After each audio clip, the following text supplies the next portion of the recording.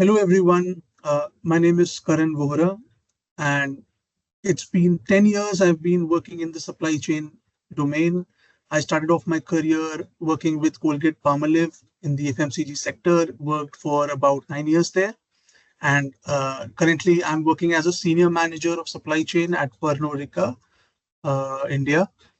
And this is the 14th edition of the India Warehousing Show being organized at Yashobhoomi, Dwarka, and between 26th to 28th of June. This is the third consecutive year I've been associated with them, and every time I see it becomes even grand, and I'm very eager and looking forward for the participation in the next session with them. So this is the Leadership Ask Me Anything series, and I have received few questionnaires for me to answer. So what I'll do is I'll quickly go question by question and try and address the queries that have come to me. The first question that I've received is that how do you manage the constant inflation of supply chain costing along with ensuring efficiency? So to me, I think this is evergreen and a very relevant question when it pertains to supply chain. Inflation to me, it's kind of an uncomfortable companion of prosperity. So what I mean by that is a moderate inflation is considered a must for a growing economy. Even the RBI currently suggests that about 4% plus minus 2% of inflation is considered to be healthy. If you look at India's past records for the last 5 years, one of the metric from which we measure inflation is the CPI, which is the Consumer Price Index. In the last 5 years, India's inflation has been hovering between 5 to 7%. In 2020, it was coming out to be about 6.7%, and so was that in the year 2022 as well. So we've been also hovering in that moderate inflation zone. But from an organization standpoint, while, as I mentioned, that it is uncomfortable, but it suits growth of an economy because it boosts up the spending and prevents delayed expenditure from the consumer end. But as this happens, organizations have their ways and means to deal with it. And I'll explain how supply chain plays a role in it. The first and foremost component of managing inflation, what organizations do is through revenue growth management. There are few strategies and fundamentals of revenue growth management which the organizations leverage. The first one is the managing the pricing. And so frequent periodic price increase negates the impact of inflation, but it also depends on the elasticity of the product that you're dealing with. In a scenario when the elasticity of the product is quite high, organizations also go for lucrative price points, but manage and alter the size of the products that they offer. So this is something that they do and manipulate and play around with the RGM. But when it comes to the supply chain, what we need to ensure is that we have the cost of goods sold under control, because that is something that impacts our margins, and we need to protect that and negate the cost of inflation. So a lot of strategies supply chain veterans and professionals adapt. First is on the direct material procurement pricing, your vendor negotiations, using recyclable materials, and through long-term contracts of pricing finalization in terms of procuring of the goods. The next in the series comes the production conversion cost. How do you ensure and make measures of improving efficiency in reducing your conversion costs? When it comes to supply chain, a lot of levers and efficiency parameters can be driven in terms of reducing costs in warehousing and transportation both. When you do a 3PL, a third-party contract to manage your warehouses, which a lot of companies these days do, one needs to understand what are the contractual obligations you are entering into. do a thorough open book audit with them in terms of the resourcing that they have deployed to get that work done, and accordingly manage your spends with the warehousing third-party logistics service provider. In terms of the transportation as well, there are a lot of levers that the organizations leverage on, and few of them that come to the top of my mind is container load optimization, wherein how much are you able to load the vehicle in one particular trip is something that you monitor and take actions accordingly. The second one is the truck mix. A lot of organizations are moving towards higher sized big containers movement to reduce their spend on the transportation. And the third one is on the multimodal transportation. If you can have a mix of both a road and rail combination in terms of applying your logistics, and these are all the levers which you can use to cut down on your network cost. In totality, if you look at it, the one thing that also a lot of organizations keep doing, and it's a good practice, is to benchmark with respect to the market prevailing rates and also conduct network modeling exercises periodically. As and when the cost structures differ, a periodic annual or a biannual exercise of understanding your network holistically gives you an opportunity to understand that whether there is an opportunity to consolidate, become more efficient on that, and improve your margins and curtail the inflationary pressures striking the organization. By that way, I believe supply chain can play a pivotal role in managing the inflationary pressures. But this is something, a continuous journey, which will keep on happening, and efficient ideas needs to keep on coming up. So I will now then take the second question. Now, this question says that looking at the growth trajectory of India's supply chain industry, what are the most volatile issues that will affect India's stability? Again, a very thought-provoking question. So I would say if India is positioned very strongly in terms of its supply chain. Currently, even the supply chain projects that are running contribute to about $3.5 billion in 2023. And this industry is also growing at a rate of CAGR 11% and is expected to double down by the year 2030. So from that aspect, we are pretty much in a good shape. And a lot of government policies like Gati Shakti and national logistic policies have been focused to increase and robustness in the growth in this sector. But at the same time, since this question pertains to handling the volatility, we cannot discount the volatilities that we are prevailing under.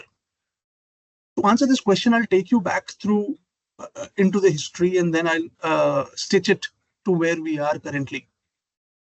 So, post the independence era from 1947 to 1990, if you watch, we were more of like an agrarian society. We were a more protectionist policies were prevailing in times of the Nehruvian economy, which we call at. And that was the time wherein we were refrained from promoting imports of the goods, and we wanted our indigenous survival was the priority. And that is the time when public sectors gain a lot of momentum. But that also led to a lot of license raj coming up. And at the same time, that was the time wherein the efficiencies were not coming in, but we still were resilient at that moment. Then the second phase of the economic transition came up in the year 1990, wherein the liberalization movement happened and the FDI inflow starting coming up, wherein the economy became open and a lot of multinational companies started coming up and established in our country, which also boosted a lot of growth potential in that era. But when we again come to the issue of the volatility that we are talking about, today we are living up in a world wherein the biggest risk is the geopolitical tensions that are prevailing currently. You see the trade wars happening up, the tariffs being imposed by multiple countries. You see the physical wars happening, examples in the likes of Russia, Ukraine, India, Pakistan, and even the tensions between China and India. So all these geopolitical risks put together forces us to now go back to a kind of a protectionist environment, but very different from what was that at the post-independence era. Uh, the difference is that at that time it was more socialist, protectionist, and protectionism in isolation. But now this is kind of a strategic protectionism is what we are entering at, and this is the time where strong allies will really survive. Cutthroat competition, indigenous manufacturing it will be very important and pivotal for sustenance and for the growth. And that is why the Prime Minister's efforts to make in India initiatives be self-reliant, self-sufficient would be the call of the hour in the upcoming times.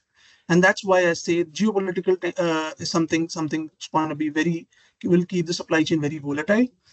The next point on volatility would be which we need to be cautious about is on the climate change.